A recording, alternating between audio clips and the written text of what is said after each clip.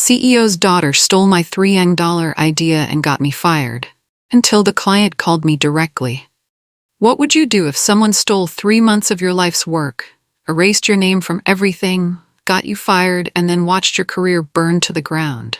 And what if that someone was the CEO's daughter who had the power to destroy your reputation with just a whisper? Hi, I'm Callie, and today I'm sharing my incredible true story. How I created a $3.2 million campaign that should have made my career, until corporate betrayal turned my world upside down. But here's the thing about justice. Sometimes it comes when you least expect it, in ways you never imagined. My story has everything. Workplace theft, family privilege, a client who wasn't as fooled as everyone thought, and a comeback so perfect I didn't even have to plan it. Now, before I take you through this wild ride of how I turned my worst professional nightmare into my greatest triumph. Show me you're with me. Smash that like button right now, hit the subscribe button, because trust me, you don't want to miss stories like this, and drop a simple yes in the comments below to let me know you're part of our community. Seriously, just type yes. It takes 2 seconds and it tells me you're here for these incredible real-life stories of people who refuse to stay down. Alright, are you ready? Because my story starts with me working at 2:47 a.m., pouring my soul into a project that would change everything. And I had no idea that the next day, my entire world would explode. My fingers danced across the laptop keyboard as Seattle city lights blurred outside my office window. 2:47 a.m. Again. The Project Arrow files glowed on my screen. 3 months of my blood, sweat, and brilliance distilled into a campaign that would change everything. Grantwave Ventures wasn't just another client. They were the Holy Grail. The kind of account that could catapult Easton and Harbor from regional player to national powerhouse. And I had cracked their code. I'd studied their target demographic obsessively, conducted focus groups on my own dime, and crafted messaging that spoke directly to millennials entering their peak earning years. The projected ROI? $3.2 million in the first quarter alone. My phone buzzed. A text from Jordan Reyes. Go home, workaholic. The presentation isn't for 5 days. I smiled, saved my work, and finally closed my laptop. I had no idea these would be my last peaceful moments at Easton and Harbor. Tomorrow, everything would change. Greg Easton's corner office felt smaller than usual as I sat across from him, confusion etched on my face. Lila Easton perched elegantly beside her father, manicured nails drumming against her coffee cup. We're restructuring Project Arrow, Greg announced, his voice carrying the weight of finality. Lila will be taking the lead on the presentation. My heart stopped. I'm sorry, what? It's a leadership opportunity, Lila chimed in, her smile sharp as glass. Fresh perspective, you know? I've been studying the materials you've prepared. Very thorough. Studying my materials? My voice cracked. Greg, I've been working on this for 3 months. I know this campaign inside and out. Greg's expression remained stone cold. The decision is final. You'll transition into a support role. I stood slowly, my legs unsteady. And the presentation? Monday. Lila will handle it. Greg's dismissal was absolute. As I walked toward the door, I caught Lila's reflection in the window, a victorious smirk that chilled me to the bone. The weekend passed in a blur of anxiety and disbelief. I arrived at the office early Monday morning, hoping to discuss the transition with Lila. Instead, I found something that made my blood run cold. My name was gone, completely erased from every Project Arrow document. Frantically, I clicked through shared drives, email threads, and project timelines. Where created by Callie Monroe once appeared, now only Lila's name remained. 3 months of my life, systematically deleted. My hands shook as I opened the presentation file. Every slide, every strategy, every breakthrough, all attributed to Lila Easton. Looking for something? Jordan appeared beside my cubicle, coffee in hand. They erased me, I whispered, from everything. Jordan's expression darkened. Show me. As I demonstrated the digital genocide, Jordan's jaw tightened. This is insane. We need to document this. Screenshots, timestamps, everything. What's the point? My voice was hollow. Who's going to believe me over the CEO's daughter? Jordan gripped my shoulder. I will. And I'm not the only one who knows the truth. I stood in the hallway, pressing my face against the glass like a ghost haunting my own funeral. Inside the executive conference room, Lila commanded the room with polished confidence. Project Arrow represents a paradigm shift in consumer engagement, she declared, clicking through slides I had agonized over. By targeting the 28 to 35 demographic during their peak earning transition, we create brand loyalty that compounds exponentially. Tobias Grant leaned forward, his steel-gray eyes fixed on Lila. Interesting. Walk me through the consumer psychology behind this positioning. I watched Lila's smile never waver, but I caught the micro-expression of panic. Well, it's really about emotional resonance. People want to feel connected to brands that understand their journey. Specifically, Tobias pressed, your research methodology? We employed comprehensive market analysis, Lila replied, her voice betraying the slightest tremor, cross-referenced with behavioral data and focus group insights. I watched Tobias's expression shift almost imperceptibly. He was sharp. Too sharp to be fooled by vague corporate speak. The presentation ended with thunderous applause, but I noticed something nobody else did. Tobias Grant looked troubled. Tuesday morning arrived with the force of a sledgehammer. My computer screen displayed an email from HR that would haunt me forever. Subject, employment termination. Immediate effect. Dear Callie, due to performance misalignment during our strategic restructure, your employment with Easton and Harbor is terminated effective immediately. Please surrender all company property and vacate the premises by 5 p.m. today. No severance package applies. Regards, Human Resources. I stared at the words until they blurred. Performance misalignment. Strategic restructure.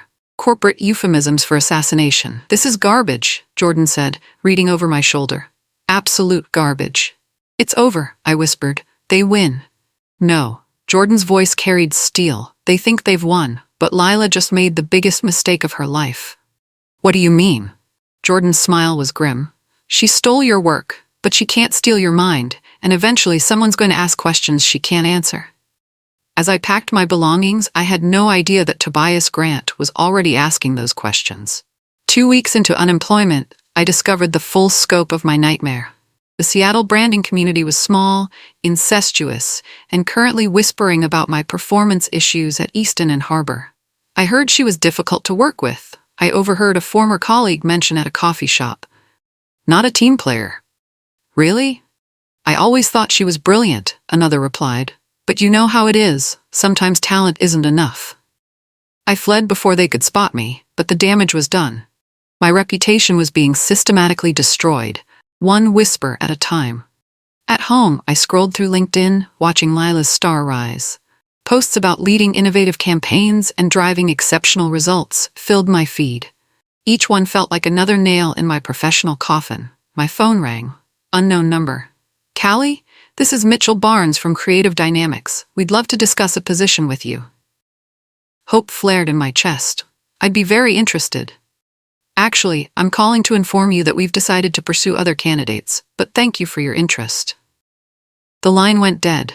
I stared at my phone, realization dawning. They were blocking me. Everywhere. What I didn't know at the time was that back at Easton and Harbor, success was proving harder to maintain than steal. Jordan would later tell me that Lila had approached him in a panic about Grant Wave's follow-up requests. She came to me desperate, Jordan explained weeks later. Said the Grant Wave team was asking technical questions about campaign structure, implementation details, ROI projections. She needed my help with the technical aspects. According to Jordan, when he offered to help, he asked her to walk him through the original research methodology to ensure they were aligned. The color just drained from her face, Jordan told me. She gave me some vague answer about big picture thinking. That's when I knew for certain she had no idea what she was talking about. Jordan said that moment crystallized everything for him. He realized Lila was drowning in questions about work she'd never actually done. That evening, Jordan showed up at my apartment door. I was surprised to see him. We'd been friendly at work, but we'd never hung out outside the office. Can we talk? It's important, he said. Inside my sparse apartment, I could see him taking in what unemployment had done to me. Dark circles under my eyes, stacks of rejection letters on my table, the weight of betrayal etched into my features. I need to tell you something, he began, about what's happening at the agency. My eyes flickered with interest. What do you mean? Lila's drowning. The Grant Wave team is asking questions she can't answer. She's coming to me for help, but I wasn't the one who designed the campaign. You were part of the team. I was support. You were the architect. Jordan leaned forward, and I think someone at Grant Wave is starting to realize that. Later, Jordan would tell me that he'd been quietly documenting things for weeks, not with any master plan, just a nagging sense that something felt wrong. Screenshots of conversations, saved emails, archived files. He called it instinct, but I think it was his conscience preparing for this moment. My pulse quickened. What are you saying? I'm saying this isn't over. Not by a long shot. Jordan told me later that word was spreading around the office about Tobias Grant putting Lila through the ringer in private meetings. The whole office was talking about it, Jordan explained. People were saying Tobias kept asking her really specific questions about the campaign methodology, stuff about consumer psychology research, focus group design, demographic targeting. According to the office gossip Jordan heard, Lila kept giving vague, textbook answers. Someone who was in one of the meetings said she looked completely lost when he asked for specifics, Jordan told me. Like when he pressed for raw data, research processes, how she'd come up with the arrow concept. Jordan said the rumor was that she kept deflecting, promising to compile information from various sources. One person told me she looked like she was going to throw up when he asked for focus group data, Jordan recounted. She promised to get it to him, but everyone could tell she was stalling. Even through office gossip, I could picture it. Jordan said the word around the office was that Tobias looked increasingly troubled after each meeting. He's too smart to be fooled by corporate speak, Jordan had said. People were starting to whisper that he was putting the pieces together. Jordan later told me he'd spent that night compiling everything he'd been quietly documenting for weeks. I couldn't sleep, he said. I kept thinking about Tobias's questions, about Lila's panic, about the injustice of it all. He described working late into the night, pulling together screenshot after screenshot of Slack conversations, email threads, and file metadata. All the digital breadcrumbs that proved your authorship were still there, buried in the system's memory, he told me. I got a text from Lila asking to meet early the next morning, Jordan explained. She needed help with the Grant Wave research data. I knew she was panicking. But then Jordan told me something that changed everything. He'd received a message from Tobias Grant himself. I couldn't believe it, Jordan said. Tobias Grant, reaching out to me directly, he said he had questions about Project Arrow and wanted a confidential conversation. Jordan showed me the message later. Tomorrow evening, 7 p.m. Pike Place Market, near the flower vendors. Come alone. I stared at that message for a long time, Jordan told me. I realized I was about to cross a line there would be no returning from. But I'd made my choice. I was going to tell Tobias the truth. Jordan later told me about his meeting with Lila the next morning. She'd looked terrible, exhaustion and fear written all over her face. She was desperate, Jordan recounted to me. Asked me about focus group reports, the consumer psychology data that supported the 28 to 35 demographic targeting. When I reminded her that I wasn't involved in the focus groups, that all of that was your work, she just stared at me. According to Jordan, Lila had insisted he must have access to the files, that he must have something, anything, to help her answer Tobias's questions. That's when I made my decision, Jordan told me later. I looked her straight in the eye and said, I do have something, but I don't think it's what you're looking for. Jordan said he'd told her about the documentation he had, every file, every insight, every strategic decision, all time-stamped and attributed to me.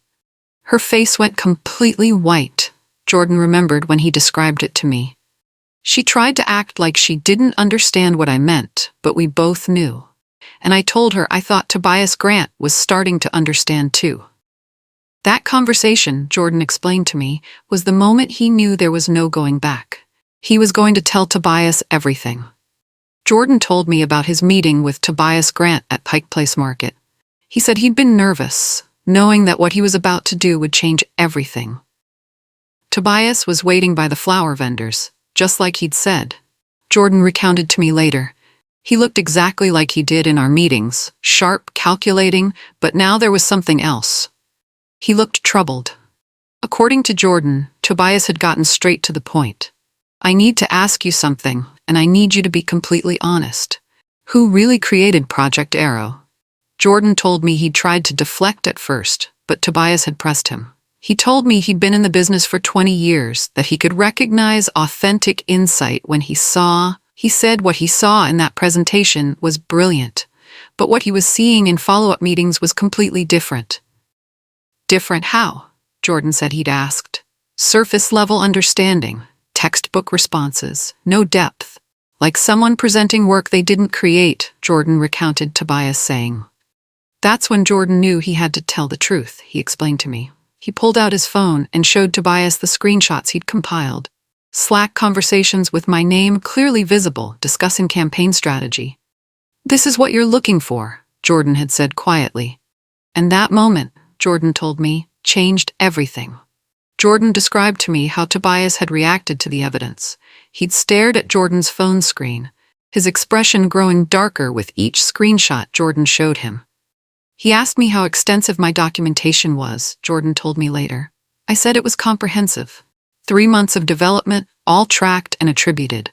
The strategic insights, the consumer psychology research, the creative direction, it was all there. When Tobias asked where I was now, Jordan said he'd felt his jaw tighten. I told him you'd been fired 2 days after the presentation.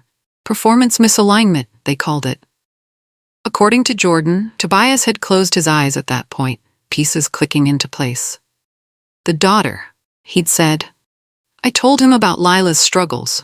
Jordan explained to me how she couldn't answer follow-up questions because she didn't understand the work she was presenting. Jordan said Tobias had asked why he was showing him all this.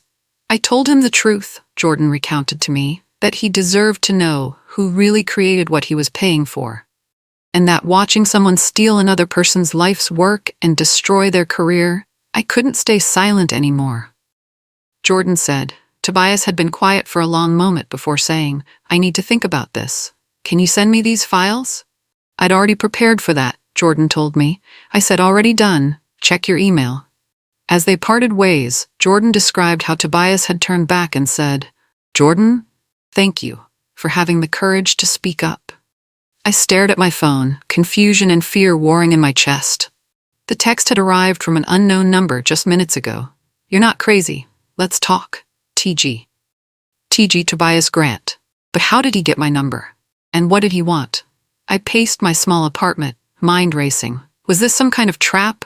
A test orchestrated by Easton and Harbor to see if I'd violate my non-disclosure agreement. My phone buzzed again. I know what happened with Project Arrow. We need to meet. Tomorrow, 2 p.m., Victrola Coffee on Capitol Hill. Come alone. My hands shook as I typed back, how did you get my number? Jordan Reyes. He's a good friend to have. The revelation hit me like a physical blow. Jordan had reached out to Tobias Grant. My former colleague, my only ally, had taken an enormous risk to help me. A flash of worry crossed my mind, the non-disclosure agreement I'd signed. But then I remembered, I'd been terminated without cause. And more importantly, the NDA couldn't prevent me from claiming authorship of my own original work. I typed back, I'll be there. Good. Bring your laptop. And Callie? Bring everything you have on Project Arrow, everything. As I set down my phone, I felt something I hadn't experienced in weeks. Hope. But also terror. Tomorrow would either vindicate me or destroy whatever remained of my career. The next day crawled by like torture. I arrived at Victrola Coffee 30 minutes early, laptop bag clutched against my chest like armor. I'd spent the morning gathering every piece of evidence I could find. Drafts, notes, voice recordings, even photos of my whiteboard sessions. At exactly 2 p.m., Tobias Grant walked through the door. He looked tired, but his eyes held a fire that made my pulse quicken. Callie Monroe, he said, extending his hand. I've been looking forward to meeting the real architect of Project Arrow. We found a quiet corner table, and Tobias got straight to the point. I know what they did to you. I know about the theft, the termination, the character assassination. I need you to tell me everything. For the next hour, I laid bare the entire story. The months of research, the late nights, the breakthrough moments, the systematic erasure of my work. Tobias listened without interruption, his expression growing darker with each revelation. Show me your documentation, he said finally. I opened my laptop, revealing a treasure trove of evidence.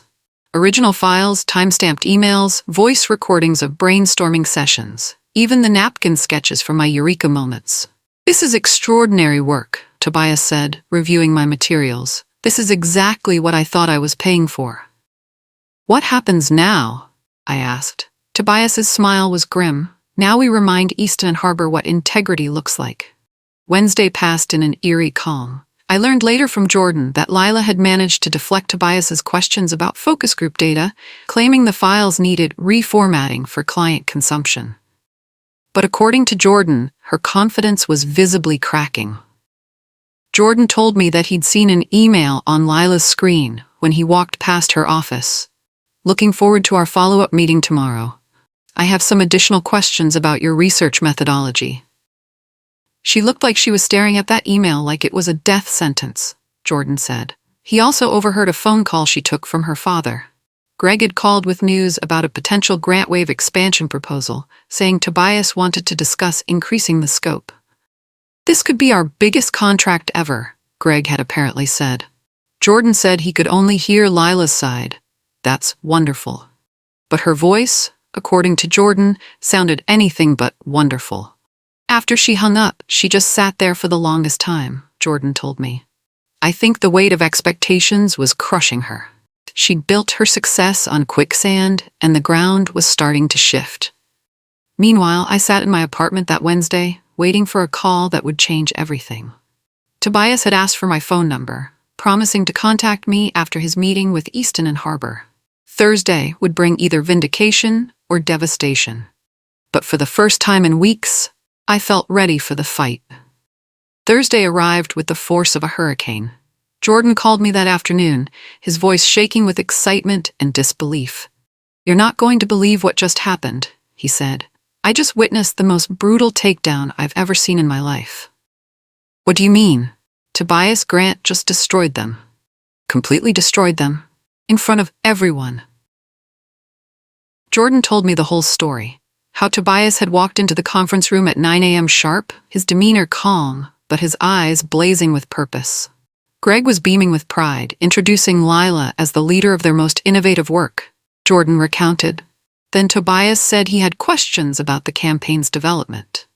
According to Jordan, Tobias had started simple, asking Lila about the consumer psychology research and the methodology for identifying the demographic sweet spot.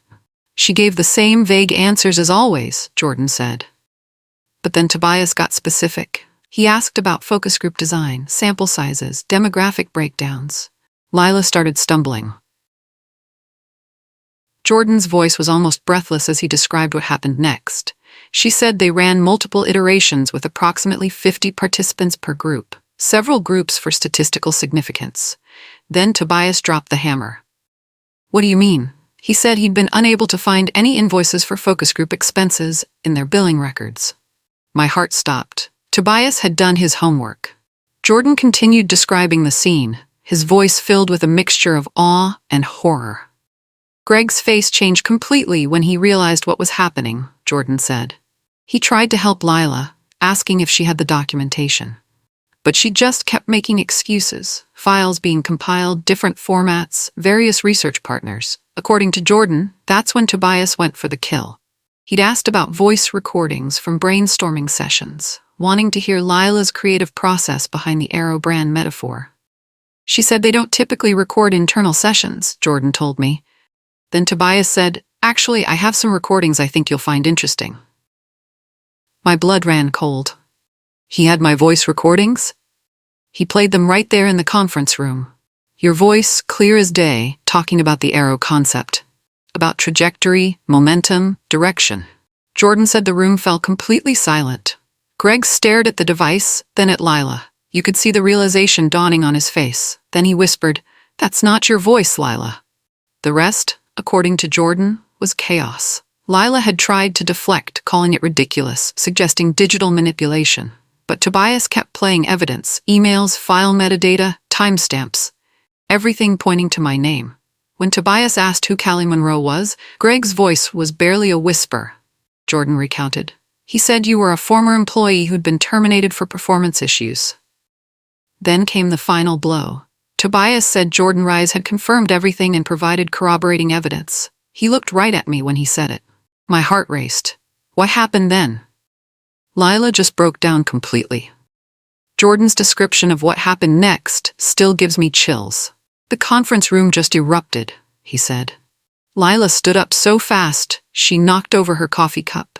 She started saying it was ridiculous, that she didn't know what game Tobias was playing. According to Jordan, that's when Greg's voice cut through the chaos like a blade. Sit down. Sit down right now. His face was apparently ashen, his eyes blazing with fury and humiliation. Tobias just kept playing evidence, Jordan told me. More recordings, emails, file metadata, timestamps, everything pointing to your name. The room was completely silent, except for Lila's rapid breathing. When Tobias had asked who Callie Monroe was, Jordan said Greg's hands were shaking as he spoke. A former employee, strategic consultant. She was terminated last month. Terminated for what? Tobias had pressed. Performance issues. Restructuring. Jordan said Greg's voice was barely a whisper at that point. Then Tobias said something that made my blood run cold, Jordan continued. He said according to his documentation, you were the actual creator of everything they'd been presenting as Lila's work. Lila had made one final desperate attempt, claiming the evidence was fabricated, that anyone could alter timestamps. But that's when Tobias delivered the killing blow. He said I had confirmed everything, Jordan told me, his voice quiet, that I'd provided corroborating evidence and testified to your authorship. Everyone in the room looked at me. What did you do? I just nodded. And that's when Tobias said it plain and simple. You stole her work. Then you destroyed her career to cover it up. Jordan's voice grew quiet as he described the final moments of the confrontation. Greg just stared at Lila for the longest time, he said. 28 years of being her father, and you could see it all crashing down on him. He asked her if it was true, his voice barely audible. According to Jordan, Lila's composure finally shattered completely. She tried to explain, said you were leaving anyway, that the restructuring was already planned. She said she just adapted your concepts, that that's what business is about, building on others' work. Jordan paused, and I could hear him take a shaky breath. Then Greg whispered, you stole it. You stole her life's work and destroyed her career. That's when Tobias had stood up, his decision made. This meeting is over. Consider our contract terminated, effective immediately. Greg tried to salvage it, Jordan continued. He stood up too, desperation in his voice, said they could fix it, make it right. But Tobias just asked him how. How do you rehire someone you illegally terminated? How do you admit to other clients that your rising star is a fraud? How do you explain to your board that you enabled intellectual theft? Jordan said Greg had no answer. Tobias said he'd be sending a formal termination notice that afternoon and recommending that other agencies in Seattle reconsider their relationships with Easton and Harbor. As Tobias reached the door, he'd turned back one final time. You didn't just steal from Callie Monroe, you stole from me, and I don't forget. Then he just walked out, Jordan said. Left them sitting there in complete silence. I sat in my apartment, phone pressed to my ear, trying to process what I'd just heard. After weeks of powerlessness, justice had finally come. But it wasn't through anything I'd done. It was through the courage of someone who'd chosen truth over convenience. Jordan, I said quietly, thank you. It's not over yet, he replied. Tobias wants to talk to you. I learned about the aftermath from Jordan, who called me that afternoon with barely contained excitement. It's over, he said. Tobias destroyed them, Lila's suspended, Greg's in full panic mode, and the board is asking questions. The boardroom at Easton and Harbor felt like a tomb. Greg sat alone, his head in his hands, while Lila paced frantically behind him. We can fight this, she said, her voice manic. Wrongful termination, corporate espionage, defamation. Stop. Greg's voice was hollow. Just stop. Dad, we can't just give up. The agency, our reputation. Our reputation? Greg looked up, his eyes red-rimmed. Lila, do you understand what you've done? In one morning, you've destroyed everything I spent 30 years building. The phone rang. Greg answered with trembling hands. Mr. Easton? This is Patricia Williams from Millennium Brands. We've heard some concerning rumors about the GrantWave situation. We need to discuss our upcoming campaign. Greg closed his eyes as the first domino fell. Meanwhile, my phone buzzed with an incoming call. Callie? It's Tobias Grant. Do you have a few minutes to talk? Of course. I've just terminated our contract with Easton and Harbor. I think it's time we discussed your future. My heart raced. What do you mean? I mean, I want to hire you. Not as a consultant, not as an employee. As a partner. I want to help you build something of your own. I stared at my phone, certain I'd misheard. I'm sorry, what? You heard me correctly, Tobias said, his voice warm for the first time since I'd known him. I want to invest in your independence, help you start your own agency. I don't understand. Why would you do that? Because talent like yours shouldn't be working for people like Greg Easton. Because you deserve to control your own destiny. And because I believe in justice. I felt tears welling up. I don't have the capital to start an agency. I can barely pay my rent. That's where I come in. I'm prepared to provide seed funding, and GrantWave will be your first official client. Full rebrand, complete campaign development. We'll pay you exactly what we were paying Easton and Harbor. The offer was staggering, life-changing. But I had learned to be cautious of offers that seemed too good to be true. What's the catch? I asked. No catch, just one condition. I want you to hire Jordan Reyes as your co-founder. He risked everything to help you, and you're going to need someone you trust, absolutely. I closed my eyes, feeling the weight of possibility. When do we start? How about right now? I'm sending you Jordan's number. Call him, then call me back. We have work to do. Jordan answered on the first ring. Callie, please tell me you have good news. Better than good. How would you feel about quitting your job and starting an agency with me? Are you serious? Dead serious. Tobias Grant wants to fund us. GrantWave will be our first client. Jordan was quiet for a long moment. What would we call it? I was thinking, Monroe Studio. Clean, simple, focused on the work. I love it. When do we start? Now. Today. Right now. As we talked, excitement building in both our voices, the future felt bright and full of possibility. After weeks of darkness, both of us were finally stepping into the light. For the first time in weeks, I felt like I had the weapons to fight back. 6 months later, Monroe Studio occupied a sleek space in Belltown, its walls lined with awards and testimonials. I stood in my office, watching Seattle's skyline and marveling at how much had changed.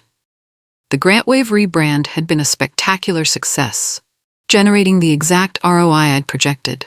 Word spread quickly through the industry, and suddenly everyone wanted to work with the stolen genius who'd turned the tables on corporate theft. Jordan burst through my office door, grinning wildly. You're not going to believe this. Try me. Forbes wants to feature you in their next 100 list. The strategist who said nothing and let the work speak. They want to do a photo shoot next week. I smiled, remembering the pain of just months ago. What else? 3 new clients this week. And Jordan's grin grew wider. Easton and Harbor just filed for bankruptcy. The news should have brought satisfaction, but I felt only a hollow sadness. So many good people had worked at that agency. So many careers destroyed by one family's dysfunction. What about Lila? I asked. Last I heard, she's working as a social media coordinator for a pet grooming company in Tacoma. I turned back to the window. Justice had been served, but it felt more like tragedy than triumph. My phone buzzed. A text from an unknown number. You won. Are you happy now? I stared at the text, recognizing the desperation behind the words. After a moment, I typed back, No, I'm not happy, but I'm free. The response came quickly. You destroyed everything. I didn't destroy anything. I just refused to let my work be stolen and my career murdered. There's a difference. My father built that agency from nothing. And you tore it down. Not me, you. The conversation ended there, but I felt no satisfaction. Revenge had been served, but it tasted like ash. I walked to my window, looking out at the city that had first broken me, then rebuilt me. Monroe Studio was thriving, but more importantly, it was mine. Every success, every failure, every decision, all authentically my own. My phone rang. Tobias Grant. Callie, I have a proposition for you. We're expanding to Portland, and I want Monroe Studio to handle the entire brand launch. Send me the details. We'll make it happen. I never thanked you properly, Tobias said, for teaching me what integrity looks like, for showing me that talent and character can triumph over privilege and politics. Thank you for believing in me when no one else would. As I hung up, I realized something profound. I'd won not by destroying my enemies, but by building something better. Lila had tried to steal my name, my work, my future. But she'd failed to steal the one thing that mattered most, my unshakable belief in myself. Outside my window, Seattle gleamed in the afternoon sun. And for the first time in my life, I felt truly, completely free. You know, when I started telling you this story, I wasn't sure how it would feel to relive those dark months. But sharing it with you has reminded me of something important, that your worth isn't determined by people who don't deserve you, and that sometimes the worst betrayal becomes the door to your greatest triumph. If my story moved you, if it reminded you that justice does exist and that talent always finds a way to rise, then I'd love for you to be part of this community. Hit that subscribe button right below. I promise you'll hear more stories like this one. And if you haven't already, show me some love with that like button. They tried to steal my work, destroy my career, and erase my name, but they couldn't steal who I am. And neither can anyone else steal who you are. Thanks for listening to my story. I'm Callie, and I'll see you in the next one. CEO's daughter stole my $3 million idea and got me fired until the client called me directly.